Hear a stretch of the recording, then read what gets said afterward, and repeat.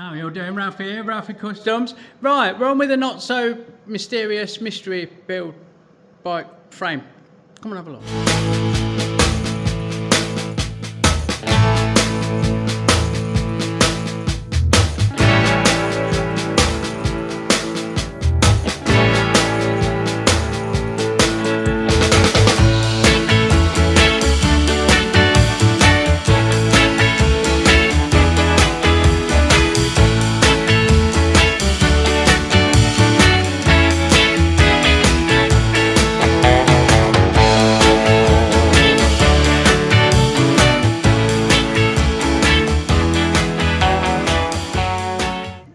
Regular readers will have seen this front end. I think it is, there's our Mark Swedish style. If you look through my playlist, I can't remember the stats on his, but if this is not longer than his, I'll be surprised. I think this is the longest front end I've ever done. I'll insert a picture of me stood next to this wheel and forks, and you can see it's fucking hell, it's eye level for me.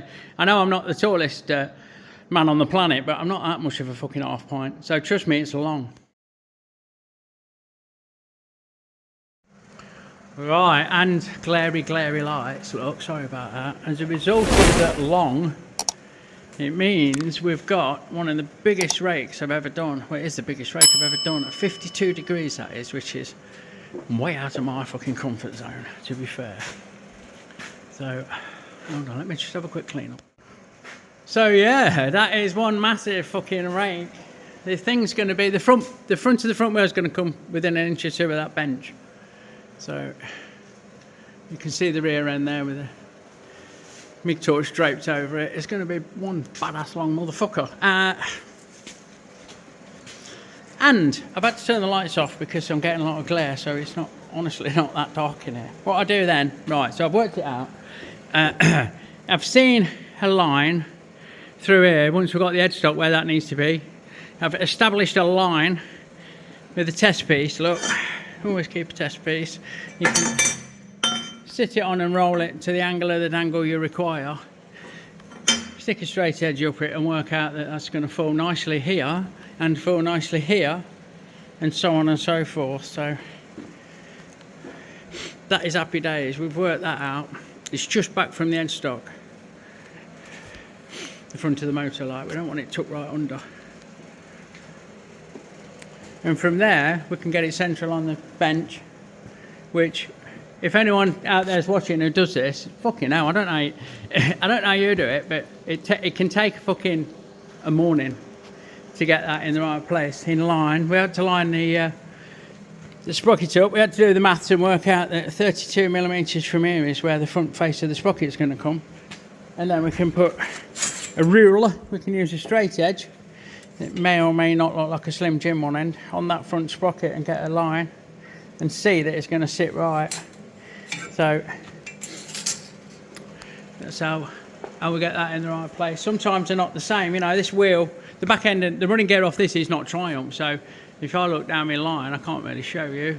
The engine is very, very slightly to the right to get them sprockets to line up, which is perfectly acceptable because it's a fucking custom bike, for God's sake. From there, we can work out a clearance. We know that is rear wheel radius, so we can go from here on the pillbox there to where we want. We can go up to get the clearance that we want based on the angle of the dangle through there and all that good stuff. Like, we can set that in place. And we want it short at the back was the brief, excuse me. Long at the front, short at the back. Just knocking shit over while I'm talking to you. So we've gone as short as we dare at the back there. And then we check and double check. It's good to get a reference. I see that those are in line, this side. I can square off there and those are in line. I can measure back, because that's square, to the back of the bench. Do all that good stuff. Try and find a point on the front to do the same. Right, that was my titration nurse. If you know, you know. Got the lights back on, give it all a good clean while I was on the blower to air light. So where was I? Waffling on shit about setting this up. We've got the biggest rake I've ever done, and not too long at the back, but it's going to be fucking 9 foot long, bless him, which is going to be wild like. We've worked out the distance that we need these based on his back wheel. But again, we've not got the full assembly, so we've kind of gone Durenic here and left him enough room for spacers and sprockets and caliper hangers and all that bump. That's fine. We've got my usual width, gives room for that. We've worked out where these front rails are going to go, miss the engine and be equal. So we've snugged up on the tightest side and measured what it needs to be and made it the same the other side, so we're nice and symmetrical. Mock them up like. And then the same with a bit of box. We have a bit of box across here with the centre post, then we're going to have a backbone joining it, and we'll probably have to break its back to get down to the axle, pillbox axle plates with the seat rails. So what I do now is tack all this shit in place. Look, you can't see, I make supports to sprag it up to get it level, so it's holding its own weight on the bench and not wobbling everywhere.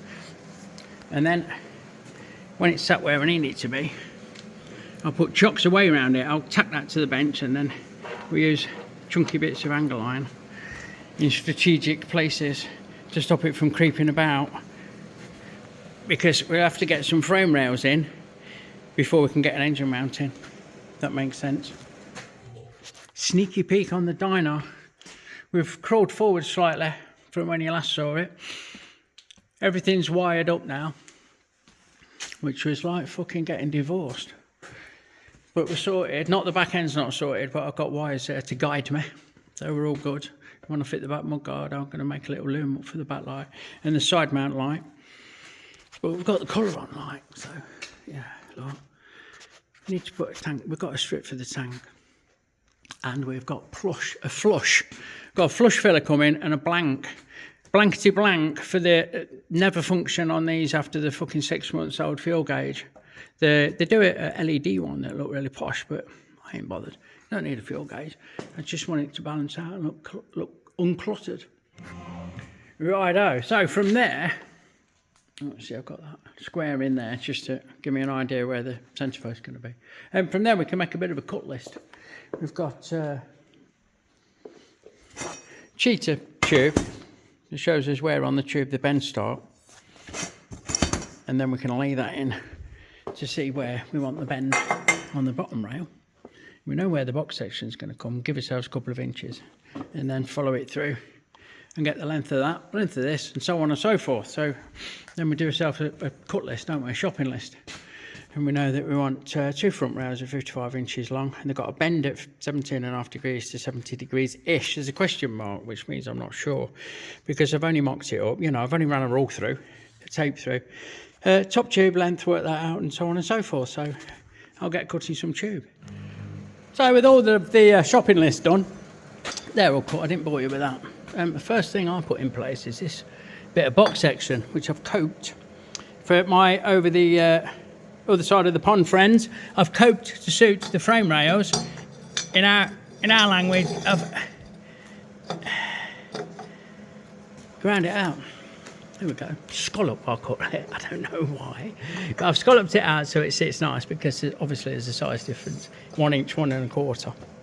And I'll tack that to the bench. I'll get that all square with these. These are just the seat rails. They're not the front rails, but they're in place where the seat rails will be. So that'll give me a guide for the seat rails. Be nice and square and ready to take the centre post in due course. Right, with that in place, we can start running rails in, can't we? So there's the front rails, the longest rails on it, marked up where I've determined I want the bend to start. And we write it down, mark it up, put a little index that goes straight up when it goes in the bender. I'll show you. So it's repeatable. So when we fuck one up, we can copy it and not make the same mistake. Or if it needs a tweak or whatever, we can put it back in the same place and sort it. So what we have in there are my marks, and I can't really show you. But when you've just got all the slack taken out, the line is upright, and the other line I made around the tube is in line with this former, and that's about where the bend starts. So we can replicate it, like I say.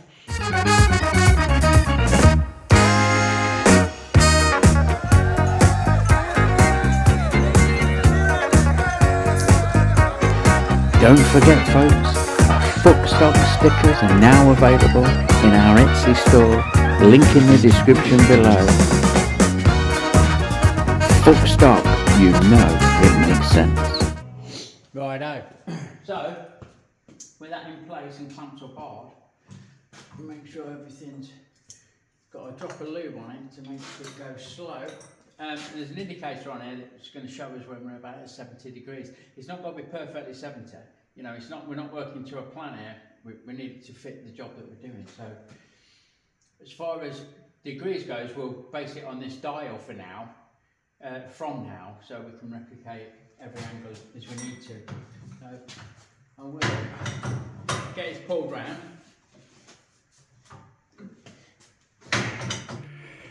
Right, it turns out 65 degrees is more on the money. So I'll trim the bend off that probably. I'll stick that over on me cut up for usage pile, do another one and bend it up at 65 to match that one. And then there's the two front rails are kind of in place. So there's a pair of them in there. We know that this end's cool. We're pretty flush with the box. There'll be a loop here and we'll cap that as we see fit. And at the time, put some gussets and supports in. So next on the agenda is to trim these, cope these ends. And there will be an overlap. Two of these is bigger than one of them. So this one probably I'll end up with a bit of a chop out here so that they come together a bit nicer further down. I did consider, because of this, look, there's an outlet here. Water, I'm guessing. Well, it's going to be water, isn't it? Coolant. There's a coolant pipe here.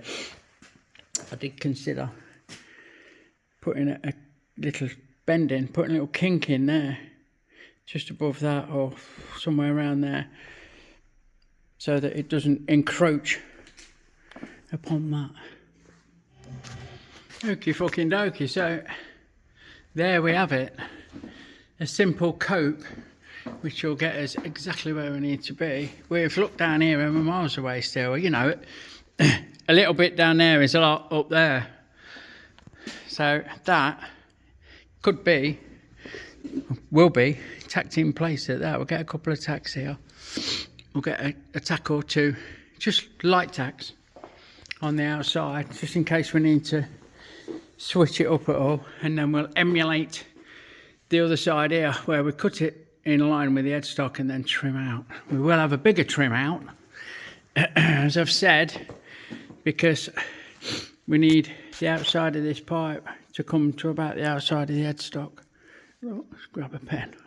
We need to have that this side as well, and that means these will overlap a little bit, but that's fine. Absolutely fine. Okay, with those two in place, tacked up, we can look at getting backbone in. We'll put a square up here to see where the centre post comes. I have done my cut list, so I've got one. I've got a bit of backbone, which I can't show you. I can't reach. So it's going to sit where it needs to sit. We'll have a trim up the end. And we'll see how that's going to drop in place. Righto, so we have got the well scalloped, coped, I'm upside, no I'm not. We've got the well coped fucking top tube. I know because of the angle of the dangle, we're going to break his back, which is something I do on most of the ridges now. So we're going to cut a little slice out of here and we're going to kink it and then we're going to weld it up and it'll be fucking happy days, because we need to aim closer to the axle plates than that line, than this line will give us at the minute. Once we miss all the shit on top of the engine, we're coming in a bit high and we need to drop down. Nothing wrong with that at all. We're just going to give it an helping hand with a little bit of a break in that tube. Like that, look, little bit of a kick down. You see, it comes on the angle and then it drops. And we just take a little slice and a tweak and a weld and a clean, and that is fucking spot on. It's absolutely fine. I think the next thing I want to do is get this one in, and then we're there. I might gusset these, you know, because of the angle of the dangle. I want to make it stronger than tougher than a minibus full of fucking Millwall fans. So I might run this one in now before I go any further, and then that'll proper tether the top tube. And then we'll be on to the centre post, etc. I normally do these out of inch, not inch and a quarter, but as already stated, we want this one to be super extra beefy. I may well gusset it as well. May well gusset it, not sure. Anyway, we'll get this in. I've not bothered you with cutting and sanding and fucking about, because I figure it don't make for very good video, like, to be fair. So this is all happening very quickly for you. It's not happening very quickly for me, right? There's hours here, not in this tube, but so far running these tubes in. So I'll get that tacked in, and then I might even look at the top engine mount there to tie it in while I'm there, make a nice little plate that bolts on there, eh? We'll see. Voila! So that is the front cradle top tube in. I will be bracing across there. We've got engine mount to put in here, engine mount to put in there. I'm really considering putting a plate in here. So, I don't know, putting something in there, not sure. Like I say, it's fucking extreme. The rake's extreme, Christ on a fucking bike. So, anyway, that is the tubing for the front half, pretty much there, like. So by the power of CAD, cardboard aided design, we have a bracket for that edge steader, or that top mount, whatever you want to call it. I don't know whether to set it in the middle and have a spacer, or whether to just set it where it sits and have it offset. There's a lot of set in this, set, isn't there? Hey, it's a very setty fucking segment. Either way, I need to cut a plate out of a bit of 6mm or something similar, I think.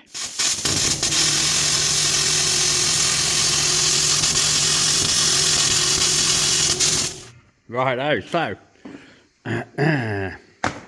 by the power of television, we have a nice little bracket that's going to go under there, and I have decided, fucking hell, I'm going to struggle here to show you this one.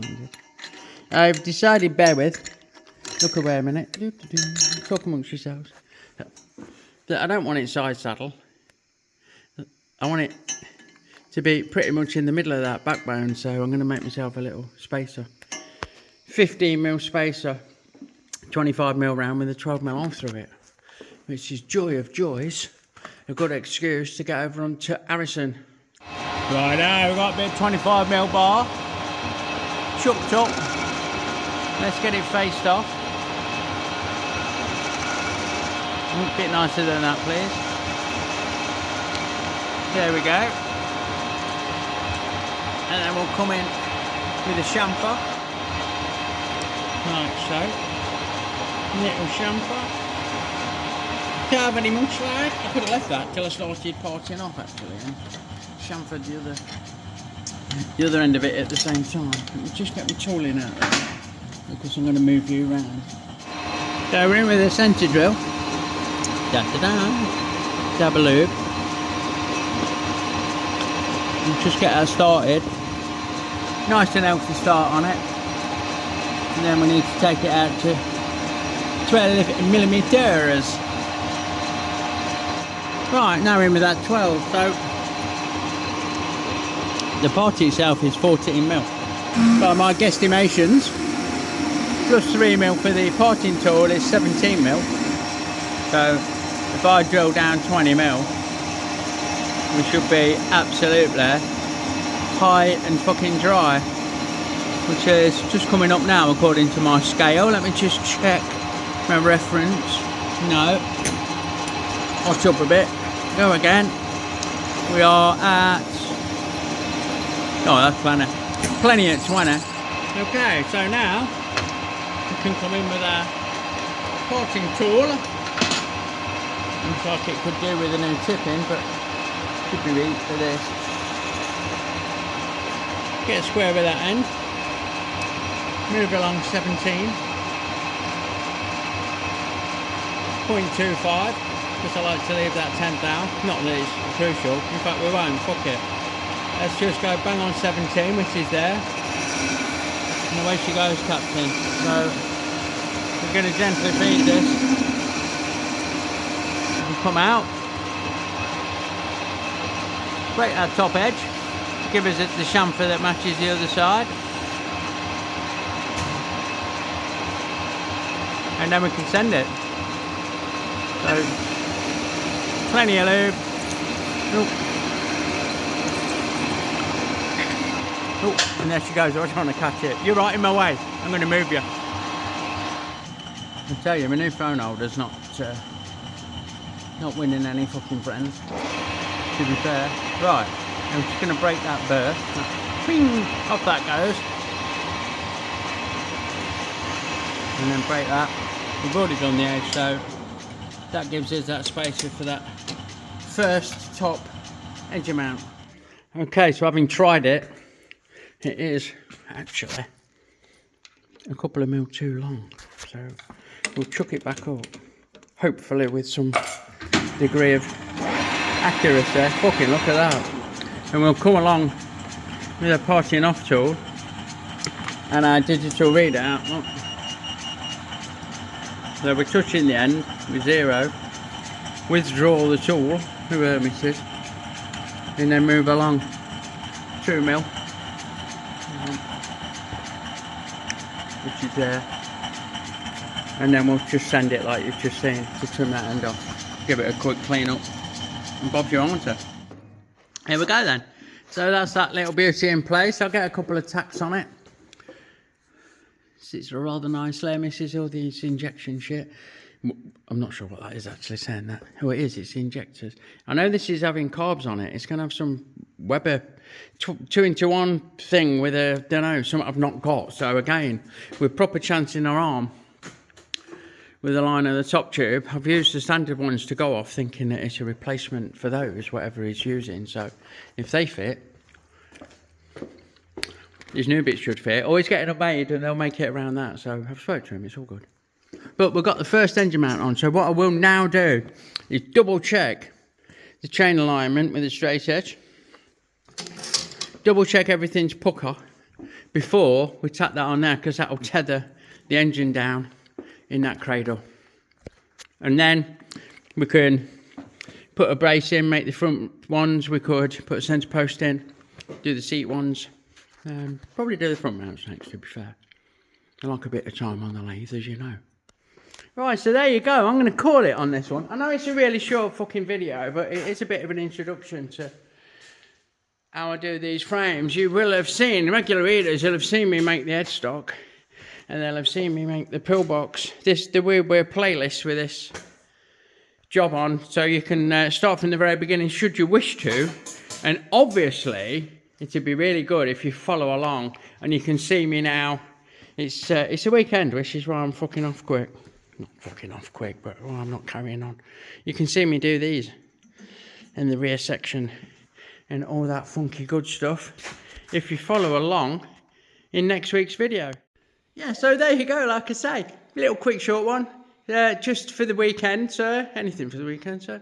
It shows you how I make a start on these frames. Please follow along. If you like what you see, give me a thumbs up. It makes a massive difference. It just leaves me, as always, to say thanks for watching. And I will catch you on the next one. Big love, everyone. And I will see you soon.